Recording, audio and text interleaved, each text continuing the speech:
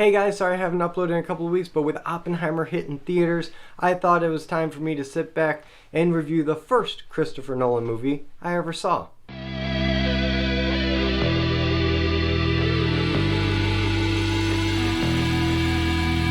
Batman Begins. Now, Batman Begins came out in 2004, was directed by Christopher Nolan, and stars Christian Bale as Bruce Wayne and Batman. This is really Christian Bale's showcase right here, because Christian Bale in this movie has to play a lot of different roles, and that's the brilliance of Batman Begins. It's the origin story of Batman. And watching this movie back again, I forgot just how much of a landmark film this was in the landscape of comic book adaptations, because the last Batman movie we got was, let's just say, not great. And while Marvel had found some success in that interim period with some of their superheroes like Spider-Man and the X-Men, comic book movies weren't the tentpole franchises for these massive studios like they became very shortly after this movie with the likes of The Dark Knight and the first Iron Man. And I don't think that's a coincidence, because this movie really did change the game when it came to superhero adaptations. Because before, even with the more serious stuff like the X-Men, it was still kind of campy B-movie stuff. It was superheroes and costumes, and they were predominantly special effects driven movies and not character driven movies. Probably the closest is Spider-Man, but even that didn't really have the dramatic weight that Christopher Nolan brought with Batman Begins. And that's what I find so fascinating about Batman Begins, because on the one hand, it is an action movie. It has all the action beats, it's got those big set pieces and chases and fights, and it's all there, and the costumes and the gadgets, but also it's like a movie. It's dramatic, it's character driven. The character of Bruce Wayne here has way more development than he ever got with the three actors that played him previously. Michael Keaton, Val Kilmer, George Clooney, all those guys brought a certain persona to Bruce Wayne and Batman, but you never really got the man behind the trauma, the deeper level of Bruce Wayne. And that's what Christian Bale does really well here. And that's kind of the beauty of doing this as an origin story, which the previous Batman movies never really dived into. There was always a flashback or something of that night in the alley, but for the most part, Batman has always been a fully formed guy fighting crime, at least theatrically. Here we finally get a look at how it happened. You believe that Bruce Wayne is this traumatized billionaire that lost his family, took all of that pain and suffering, went away for 7 years, trained under Ra's al Ghul, or I guess here it's Ra's al Ghul. I've always called him Ra's al Ghul. I just think that's the better pronunciation, but here they call him Ra's, and I don't know, let me know in the comments if it's Ra's or Ra's, and please do it phonetically, because if you just type Ras al Ghul, I don't know what you're talking about. But regardless of how it's pronounced, he goes off to train and then comes back to be the Batman. But even that synopsis doesn't really give you the full scope of what he went through, because you see it. You see all the training and the confronting of his fears and his childhood trauma, his fear of bats. All of that's explored here in a way that doesn't feel forced, and it doesn't feel cheesy. It just feels like, of course that's how it would go, because this is Gotham City and that's Bruce Wayne, and that's just the way things lined up. And if you're brought up in this environment, but you have parents that have instilled certain moral virtues, this is the logical course. And I don't know what kind of a world Gotham is where this is the logical course, but the way the movie frames it actually makes a lot of sense. But something that I never really thought about, now that we have the full Dark Knight Trilogy and it's done and you can watch all three movies back to back to back, and it's great, and I've done it several times, but I haven't done it in a while, and that's why I wanted to do this video in the first place, because really, I just wanted to revisit the Nolan movies. Now that it's been more than 10 years since The Dark Knight Rises came out, the last in the trilogy, which means we're getting on almost 20 years since Batman Begins came out. That's most of my lifetime. But looking back, I realized that this movie, more than the other two, pull from the original Batman franchise, the Tim Burton, Joel Schumacher universe, much more than I originally thought. And you might notice that in just the naming convention alone, that it's called Batman Begins and not The Dark Knight Begins, because I'm pretty sure Warner Brothers still wanted to keep it tethered with those other four movies, which was Batman, Batman Returns, Batman Forever, Batman and Robin, and now Batman Begins. I wanted that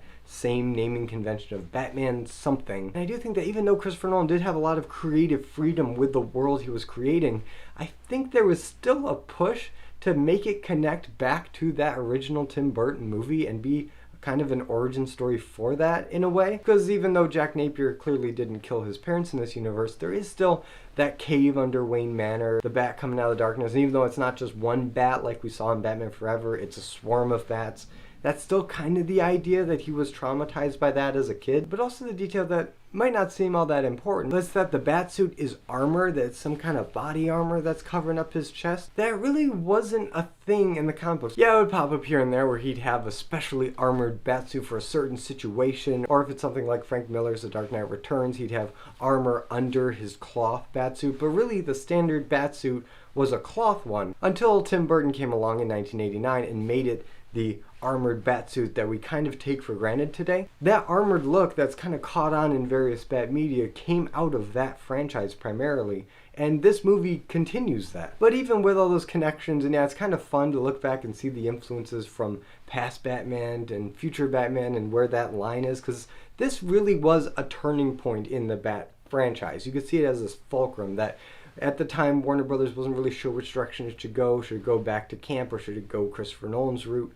And history has proven us that the Christopher Nolan route was a pretty good route to go down. We got some pretty sweet movies out of it, and Batman Begins is no exception. It is incredibly well made, incredibly well paced. The action is great, the characters are great, the actors, oh my gosh, the supporting cast is phenomenal. We already talked about Christian Bale, he's great. Michael Caine as Alfred, Morgan Freeman as Lucius Fox. Those guys are like the mentor figures in Bruce's life, and they play those roles perfectly. I actually didn't know who Lucius Fox was before Batman Begins, and after Batman Begins I was like, oh, that's kind of cool. You know, God from Bruce Almighty, that was awesome. And then afterwards I realized that no, he is actually a central figure in Batman lore. He's popped up in the animated series, he's popped up in a bunch of things, and to have Morgan Freeman do that is great. He plays it perfectly. Conversations that he has with Bruce Wayne about plausible deniability and that he knows what he's doing, but he's not going to outright say it, and they're going to kind of wink at each other from across the way. That is just so much fun to watch across the franchise, but it's especially fun to just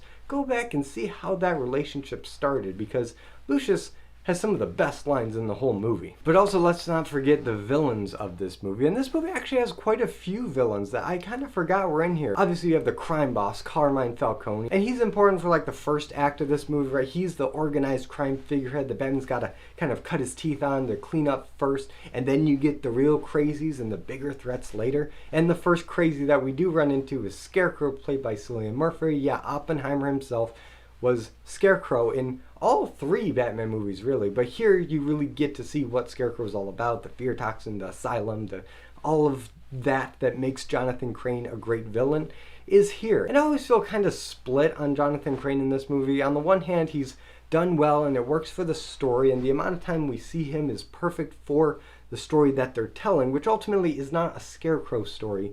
It's a Ra's al Ghul story, but the way they tie in Scarecrow's fear toxin and Batman needing to become fear to overcome his fear, and Ra's al Ghul's mission in tearing apart the city through fear, and how Batman plays a role in that, all works so perfectly on a narrative level that I wouldn't really change anything. But on the other hand, since we didn't get to see a lot of Scarecrow here, I wish we got to see him more in the later movies, and when I eventually talk about those other movies, I'll talk about it there. But here I think it works okay, and if it wasn't clear enough that this is a more grounded take on Batman lore and Batman characters, the appearance of Scarecrow here is proof of that, because it's just a dude in a suit. It's Jonathan Crane with a bag over his head with a little gas mask inside, and he shoots the toxin at you. I don't know why I just did the Spider-Man whip with that, but whatever. He shoots toxin at you and it makes you go crazy, you see your worst fear. But I think the visual of the Scarecrow is not the most comic accurate, but I do think it was the template going forward with how Christopher Nolan was going to interpret all these wacky characters from Batman's rogues gallery, because they all kind of have that dude in a suit with maybe a mask or something on his face, but it's all for the most part real world grounded stuff. It's not Arnold Schwarzenegger in a giant freeze costume. That's just not the world we're living in here. The last thing I'll say about the Scarecrow is that even though he doesn't get a lot of play, I would have liked to see Batman at least fight him at the end of the movie in the third act, when Scarecrow's just running on his horse, just running rampant, creating fear and panic throughout the city. You see Rachel Dawes take out a little taser and zap Scarecrow with it, and he just falls over freaking out. It's kind of a lame way to take care of the Scarecrow. I don't know, it almost sounds kind of insulting to who the character is in the comic. You couldn't have just had Batman come in and like punch him in the face or something, some kind of altercation. Maybe he sees that demon Batman face one more time, because that is such a cool image right there. And I guess now I'm thinking about it, we do get a little bit of a showdown between Batman and Scarecrow in the asylum when Batman shoots Crane with the fear toxin and you get that demon Batman face. But that happens pretty early on, and it's not that climactic fight that you want to see with someone like the Scarecrow. But now we get to the real antagonist of this movie, which is Ra's al Ghul. And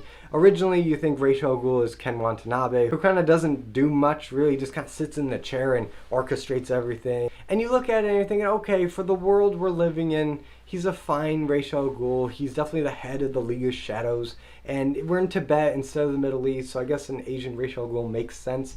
That's fine. But then when Batman leaves the League of Shadows, he burns down the whole place and Ken Watanabe dies, so you're like, okay, Ra's al Ghul's dead, but isn't he supposed to be immortal? Like, isn't that the whole point of Ra's al Ghul? So that's kind of a weird choice. But then you find out that it was actually Liam Neeson's character, Duke Hart, who's the real Ra's al Ghul, and you look at him and you're like, well, yeah, he looks exactly like comic book Ra's al Ghul, just, you know, in a three-piece suit instead of the big cape and buttons. And then once you find that out, you're like, yeah, how did I even fall for that trick in the first place? Because just, I mean, look at the guy. He is Ra's al Ghul, and he has the line delivery of Ra's al Ghul. He's got the motivation of Ra's al Ghul. He is the perfect Ra's al Ghul, and his goal is to destroy Gotham, because Gotham's had its day. It's time for the new empire to take over. It's the classic Ra's al Ghul motivation to purge the city for the sake of the greater good. And he's just fantastic. And yeah, even though he does die at the end by kind of the hand of Batman, although not really, which does mean he isn't immortal. He's just a dude. There's no Lazarus pits or anything. I guess the idea Nolan was going for is that Ra's al Ghul, like Batman, is just anybody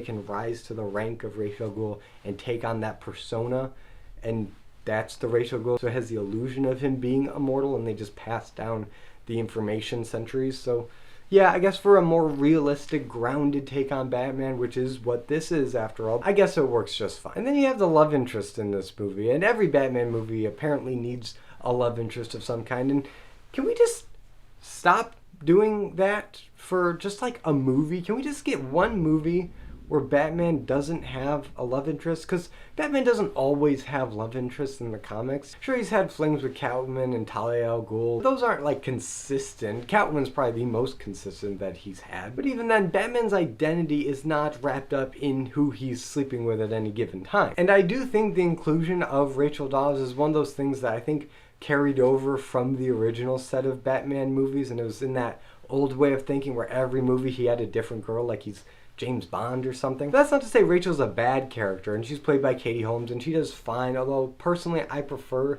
the Maggie Gyllenhaal Rachel Dawes, who just seems like the more capable actress for that lawyer type of role, working for the DA's office and all that. Katie Holmes isn't terrible, she does her job fine, and probably the most memorable moment is when she gets drugged by the Scarecrow and she's about to die and Batman's taking her to the Batcave, and you have the Christopher Nolan version of that classic sequence from the 1989 Tim Burton. Yeah, this is another carryover. I never really thought about it back in the day, but now I see it and it's clear as day that they are more or less recreating that scene where Batman is taking Vicky Vale into the Batcave, and there's that long windy path with the trees that look like it was ripped straight out of Nightmare Before Christmas, and you've got that classic Danny Elfman score. That's just a great sequence. I love it. The music, the build up, it's just really cool. Batman just staring, giving her the side eye, not saying anything. Fantastic. And this movie's version, in my opinion, doesn't get to the level of epicness or operatic coolness of that scene, but still a good scene. You have Rachel on death's door, her breathing's starting to go, and Batman's just racing over woods and cliffs and everything, trying to get into the Batcave. Where the original Batman had a lot of cool atmosphere, this is panic and desperation going at 100%. The adrenaline is pumping.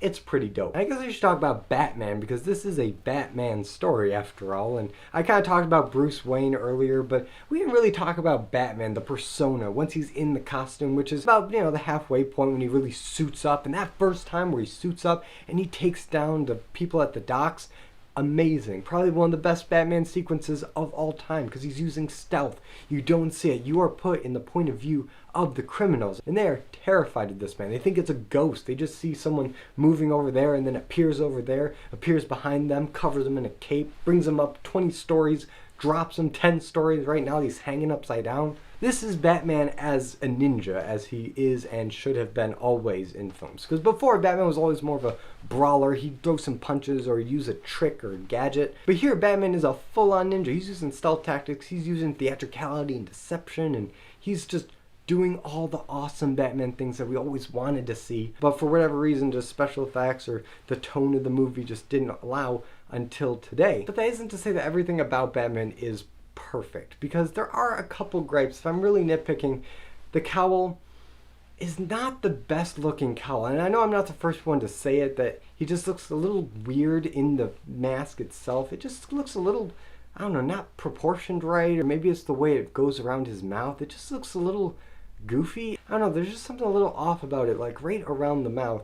And maybe it's the fact that Christian Bale can't breathe out of his nose in the suit, so he just breathes out of his mouth, and there's a lot of shots, especially later in the franchise, where his mouth is just hanging open like a codfish. And that's not particularly threatening. For me, my favorite cowl of any Batman is still the original Michael Keaton one, or the Ben Affleck one's pretty good too. That might be a close second, because it actually lets the actor's face like emote in a natural way. Michael Keaton could actually smile and smirk and, you know, crack jokes in the cowl, and it didn't look ridiculous. It didn't take away from the intimidation factor. With this suit, Christian Bale can't really get away with that. So if I am being picky, that's something. And the other thing is, of course, the voice, I'm Batman. And actually when he says the line, I'm Batman here, and it's that really big moment on the docks, it actually doesn't sound that bad. Whatever voice he was doing there, I think works better than what he ended up doing in the other movies, and actually later in this movie. Because at first he starts out and he's doing this whisper, like when he's got this gun thing to the back of Gordon's head, and the first time they meet, and it's not a real gun, but some device that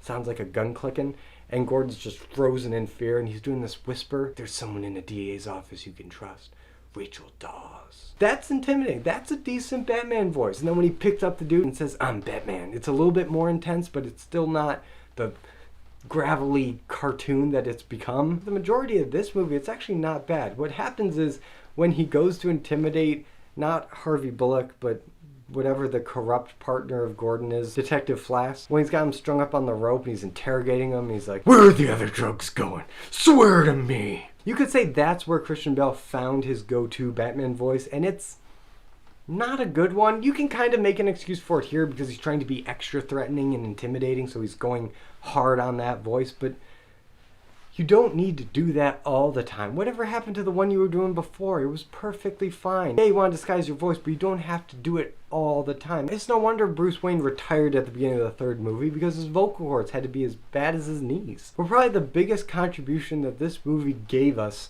was that it proved to studios and audiences and executives and everybody that comic book movies don't just have to be cheap popcorn entertainment. They don't have to be super cheesy or just vehicles to sell toys. They don't have to be that. They can be deep psychological stories that talk about real characters and human emotions and trauma and all the great things that make for good stories. Christopher Nolan proved that here and gave us what has to be the best Batman trilogy ever made. But now I turn it over to you guys. What do you think about Batman Begins? And what do you think it was about this movie that revitalized the Batman franchise, brought it back from the camp of Batman and Robin? Whatever you think, let me know in the comments. And if you like this video, be sure to give it a like and subscribe for more content, and hit the notification bell to be notified every time I upload a video. As always, I'm Colby. This is my Nerdy Talk, and I'll see you in the next video.